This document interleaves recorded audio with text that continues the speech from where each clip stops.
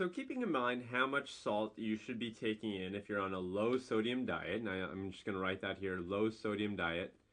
I was thinking, of all of the foods that I typically like to consume and where that fits into the amount that I'm allowed in a given day. So if I'm on a low sodium diet, the amount we said was about 1,500 milligrams of sodium per day.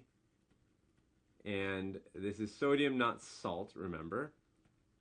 And if I go through a few foods, I thought it'd be fun to kind of figure out how much sodium is in these foods. So let's start out with something I had not too long ago. So I just was recently on a road trip, and I stopped off on the side of the road, and I picked up one of my favorite little snacks, which was a large carton of fries. So I had some fries, and they were delicious. So these large fries, and I actually love to eat fries with ketchup. So I had 5 ketchup packets.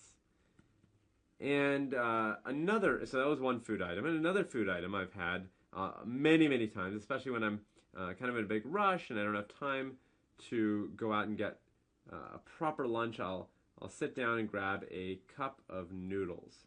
So I'll grab a cup of noodles, and if you've had these, they basically are kind of dehydrated noodles that are in here.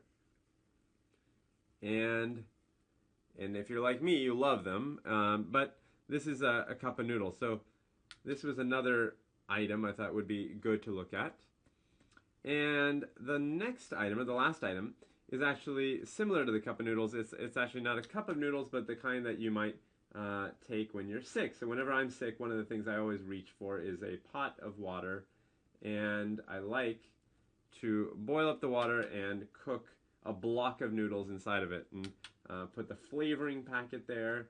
And these are the dehydrated noodles, and I like to eat those. And so these are my dehydrated noodles in a pot of water, and I'll call that a block of noodles. And I usually eat one whole block at a time with the flavoring.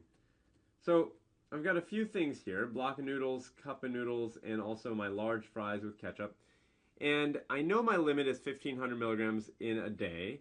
So how far along do these things get me? So one by one, let me just tell you the answer. The large fries with packets of ketchup, 5 packets, is about 900 milligrams of sodium. The cup of noodles is about 1,200 milligrams of sodium. And you can see I'm going up, up, up, and so my block of noodles is actually 1,600 milligrams of sodium. So actually this one puts me over the amount that I'm allowed in a whole day, and that's actually usually what I would have just for lunch. And so it's an immense amount of sodium, tons of sodium, and so it got me thinking, how in the world, I'm not actually on a low sodium diet, but if I was, how in the world would I be able to do it?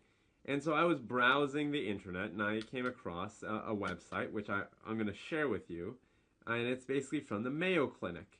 And actually, I don't want to say that this is the only website. There are tons of great websites out there, but this one website actually got me thinking. And so what I thought is, why don't I figure out what kind of food I could actually get if I was on a low sodium diet, what would make sense? And so I picked out a few things from their website that I thought would be tasty. They have one thing that's roasted salmon. This is my salmon. And if I eat the roasted salmon with olive oil and chives, the amount of sodium is 60 milligrams. Not bad, right? And let's say I want to eat that with some potatoes. So I get some roasted potatoes over here, which I love roasted potatoes. So does my dad. And these roasted potatoes get me 7 milligrams of sodium. So this is my roasted potatoes. 7 milligrams of sodium. And I actually dropped the E there, sorry.